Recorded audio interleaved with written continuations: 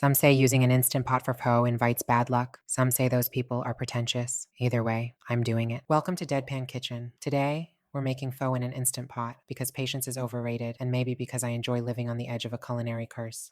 Legend has it this shortcut might anger the ancestors, so to stay on their good side, we start with a little offering. Shall we begin? Don't worry, I'm sure nothing bad will happen. First, we purify these bones. In other words, we boil the heck out of them to banish any impurities. Salt to cleanse, water to purify. Then, matter of fact, or just to get rid of the scum, whichever. The traditional way you'd simmer bones for hours. Here, we're fast tracking with a quick boil to remove the gunk. If some phantom grandma is watching, this is me being respectful by boiling away the bad stuff. See that nasty foam? That's what we're exorcising from the bones. If you don't see any scum, either you did something wrong or these bones led a pure life.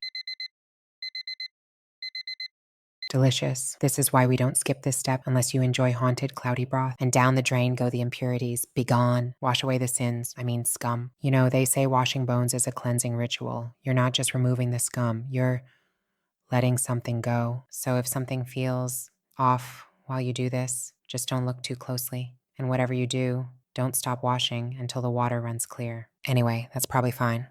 Now grab your favorite knife. Also, if there are any knife sponsors out there, I could use some new ones. Ginger, sharp, fiery, and ancient. Some say it wards off evil spirits. Others say it attracts them. Guess we'll find out. In some cultures, ginger is used to revive the dead, not in a Frankenstein way, more like wakes them up just enough to notice you, which is fine unless you have something to hide. Onions. Nature's way of making sure you cry in the kitchen at least once. Did you know onions were once used to predict death? People would leave a cut onion in a sick person's room. If it shriveled up overnight, bad news. If it stayed fresh, also bad news, just slower. Anyway, let's get these charred, unless you'd rather wait and see. Since my kitchen isn't equipped for ritualistic fire charring, we're doing the modern cheat. Microwave on high for 3 minutes. Not traditional, but it heats them enough to release flavor. Purists, feel free to clutch your pearls now. Now for the cursed shortcut itself, the instant pot. Ancestors, cover your eyes. Now take the bones that you just baptized and put it into the instant pot. We drown the bones in water once more, but this time under pressure. It's like a spa day, a very violent spa day. Look at that. Fake char achieved. If any spirits of Vietnamese grandmothers are watching, I did what I had to. Please direct complaints to my electric company. In you go, ginger and onion, our flavor buddies. Traditionally charred over open flame, technically zapped in a microwave. Details, details. A pinch of Himalayan salt because we're fancy, and a spoon of sugar. Ideally, it'd be rock sugar, but I don't have any. If that upsets you, take it up with my pantry. Lid locked. There's no turning back now. We pressure cook on high for 13 minutes to tenderize the meat and extract flavor from those bones rapidly. Hold on to your Ouija boards. And now, we wait. The longest 13 minutes of our lives. While we have a moment, let me share a little folklore to set the mood. There's a tale of a chef, let's call him Chef Bob, who vanished after taking a shortcut like this. He was a proud chef, thought he could save time making food for a banquet. People warned him, respect the old ways, or else. But he laughed. Oh, that's silly, he said, angering the gods. When the steam cleared after using his pressure cooker, the kitchen was empty. Chef Bob was gone. A lingering ghost of Chef Bob. All they found was a perfectly cooked pot of soup and a single word scrawled on the chalkboard in broth. Tradition. Spooky, huh? Of course, this kitchen has no chalkboard and I'm the only one here, so I'm probably safe. Oh, time's up. See? Survived 13 minutes. Chef Bob, you there? No? All right then. Quick release because I'm impatient. If you hear screaming, it's just the pot. Probably. Moment of truth. Smells like pho and fast forward. Let's see what we've got. Rescue the meat. It's done. It's pressure time. We'll slice it soon for serving. Speaking of slicing, I hear Trump wants to slice the IRS. Would be nice. Then maybe I'd have more money and wouldn't have to do this. Sorry, ADHD got me. Skimming off the last bits of whatever that is. Impurities, fat, lost souls, who knows. Now for the spices, the soul of the broth, ideally star anise, cinnamon, cardamom, cloves, black pepper. I have cinnamon and pepper. Sometimes you make do with what's on hand. The spirits will just have to understand. Okay, so we've hit the 5-minute mark. Congrats, you made it this far. You must really enjoy my personality because even I thought I was dying while editing this. Obviously, this is my first video. You can tell by the sheer artistic brilliance and the vertical shooting. A true cinematic masterpiece. If you have suggestions on how I should do my videos, drop them in the comments. Maybe true crime while I cook? Maybe just random nonsense? I can do that. And if you're thinking of commenting, maybe more energy, this is it. This is my final form. Any more, and I'll just become a deranged circus act with one eyeball. Once you smell that spicy goodness, they're ready. And go the spices. Traditionally, you'd tie them in cheesecloth or a spice sachet, but I also don't have those. So if you see random debris in my bowl later, that's cinnamon shrapnel. Bonus cheat, a flavoring packet. Because why not double down on shortcuts? Think of it as an offering to the flavor gods, or a bribe.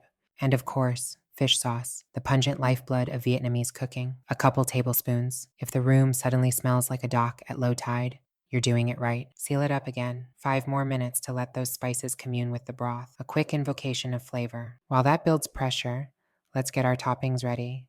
And maybe say a quick prayer. Time to slice the meat. Against the grain, so it's tender. Nice slices, see? If it falls apart, just call it rustic shred. The spirits don't mind rustic. For garnish, thinly slice an onion and some jalapenos. These add freshness and heat, and maybe they ward off evil. Who knows? Spicy chili to scare away spicy spirits. Normally, you'd also have bean sprouts, cilantro, Thai basil, but I have none. My fridge is as barren as a ghost town. We work with what we've got. Now the noodles. Can't have pho without pho noodles. This is the only brand I could find in my Asian grocery store. There are better ones, but you have to use what God hands to you.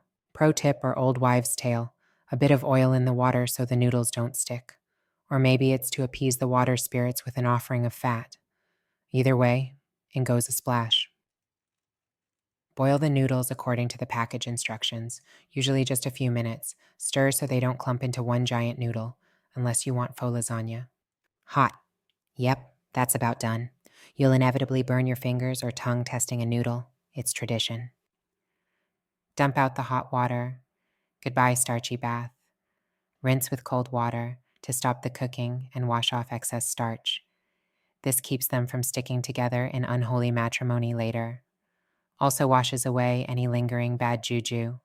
Just saying. Trust me on the water thing. I've messed this up way too many times. But hey, you do you. I've ruined this enough times to know better. But if you want to ignore me, that's your problem.